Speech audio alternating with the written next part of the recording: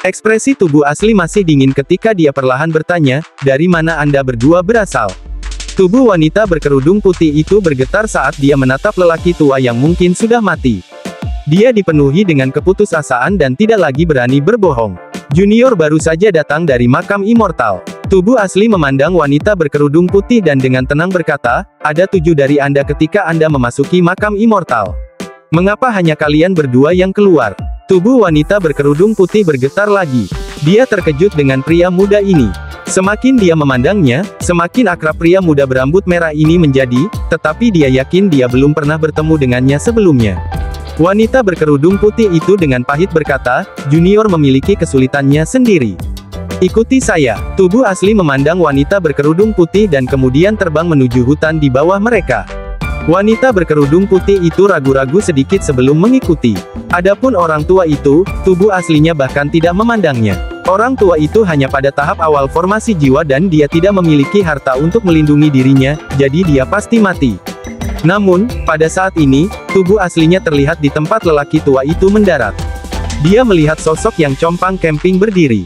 Orang ini ditutupi oleh kabut hitam. Sebuah tanaman 5 daun muncul di dalam kabut.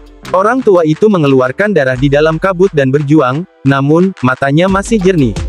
Tubuh aslinya hanya mengambil satu lihat dan wajahnya menjadi gelap. Ketika dia melihat wanita berkerudung putih, ekspresinya benar-benar pucat dan ketakutan. Jadi seperti itu, tubuh aslinya segera mengerti bagaimana mereka berdua tidak mati dan mampu untuk pergi. Tubuh asli mengangkat tangannya dan hendak membunuh orang tua itu. Pada saat ini, wanita berkerudung putih dengan cepat menempatkan dirinya di antara tubuh asli dan pria tua. Kemudian dia berlutut dan berkata, "Senior pasti kenal satu dari 5 orang itu." Junior mengakui kesalahannya. "Jika kamu harus membunuh seseorang, tolong bunuh aku. Tolong jangan menyulitkannya." Pria tua itu berjuang untuk berdiri. Dia melihat tubuh aslinya dan berkata, "Jika kamu akan membunuhku, bunuh saja aku. Saya mencoba hidup seperti boneka orang lain. Sebaiknya aku mati di tangan senior. Namun, nona saya selalu menentang ini, jadi tolong lepaskan dia." Mata tubuh aslinya menyala. Dia memandang keduanya sebelum meraih mereka dan membawanya ke makam abadi. Di sepanjang jalan, luka di tubuh lelaki tua itu perlahan-lahan sembuh dan kabut hitam menghilang. Namun, tanaman di dahinya terkadang masih bersinar. Wanita berkerudung putih menutup matanya dan mulai merenung. Segera, tubuh asli tiba di pintu masuk makam abadi. Setelah mendarat, tubuh asli menekan udara menuju lubang dan keretakan spasial terbuka. Dia menjentikkan 2 tetes darah. Satu mendarat di wanita berkerudung putih dan yang lain pada pria tua sebelum melemparkan mereka ke dalam keretakan spasial. "Pergi mencari Wang Lin. Jika Anda dapat menemukannya, saya akan membiarkan Anda berdua hidup." Suara tubuh asli bergema di benak mereka sebelum keretakan spasial ditutup. Tubuh asli duduk bersila di luar dan mulai merenung. Dia tidak bisa masuk ke dalam karena tidak akan ada yang membimbing Wang Lin jika dia melakukannya. Namun, jika dia tidak masuk ke dalam, akan terlalu sulit untuk menemukan dirinya sendiri. Inilah sebabnya dia tidak membunuh mereka berdua tetapi meninggalkan jejak untuk membuat mereka mencari. Di dalam kehampaan, Wang Lin duduk di kompas bintang. Dia tiba-tiba membuka matanya dan bergumam, "Jadi itu yang terjadi."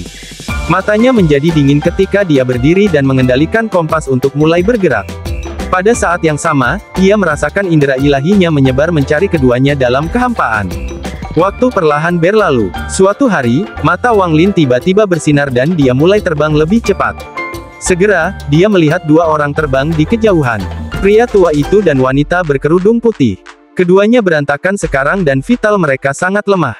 Setelah mereka berdua melihat Wang Lin, mereka mengungkapkan ekspresi yang kompleks. Wanita berkerudung putih itu ingin mengatakan sesuatu, tetapi dia hanya membuka mulutnya sebelum menutupnya dan menghela nafas. Wang Lin dengan dingin memandang keduanya dan tiba di depan mereka. Dia melambaikan tangannya dan 2 tetes darah mengalir dari dahi mereka ke tangan Wang Lin. Wanita berkerudung putih itu ragu-ragu sebentar dan berbisik, "Senior, aku." Wang Lin bahkan tidak peduli dengan mereka berdua.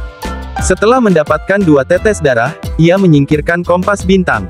Tepat pada saat ini, tubuh aslinya tiba-tiba membuka matanya dan menekan udara, menyebabkan keretakan spasial bundar muncul. Keretakan muncul tepat sebelum Wang Lin.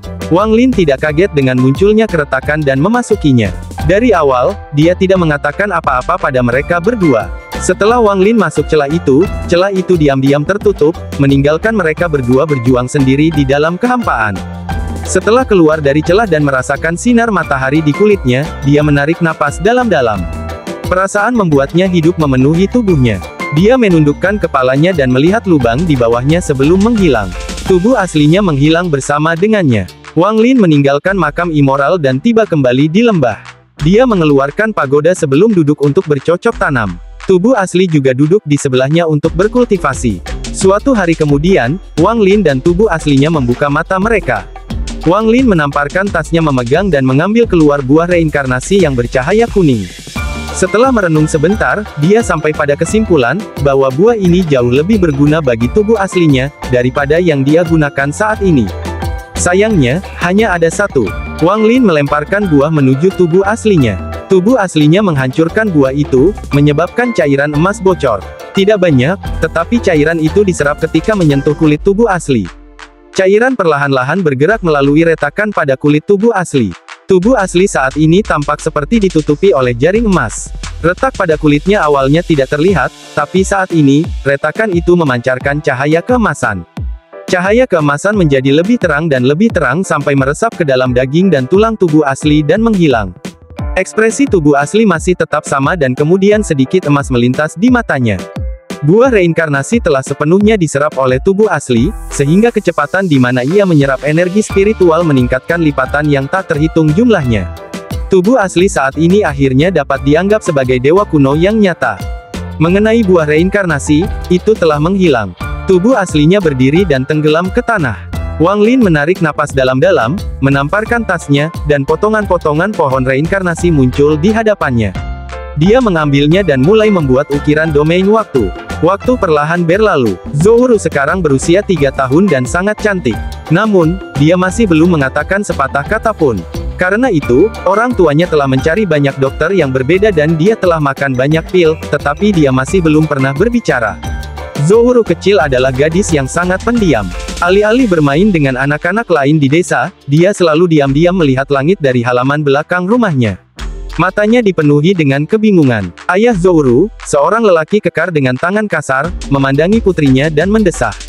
Dia telah membeli banyak obat yang berbeda untuk putrinya dan mencari banyak dokter, tetapi anak ini masih tidak dapat berbicara. Apakah dia benar-benar bisu? Ayah Zhou Ru menghela nafas. Pada hari ini, seorang lelaki tua mengenakan jubah kultivasi memasuki desa. Kepala desa dengan hormat menyambutnya dan memberitahu semua orang untuk membawa semua anak yang berusia 6 tahun atau lebih muda. Tak lama setelah itu, semua anak berusia 19 tahun dan lebih muda tiba di pusat desa bersama orang tua mereka. Orang tua Zhou Ru ada di antara mereka. Mata Zhou Ru yang jernih memandang sekelilingnya. Dia agak takut, jadi dia mengepalkan tepi gaun ibunya. Wanita itu berjongkok di tanah untuk menghiburnya. Dia kemudian berdiri, menatap suaminya, dan berkata, "Ruer terlalu kecil.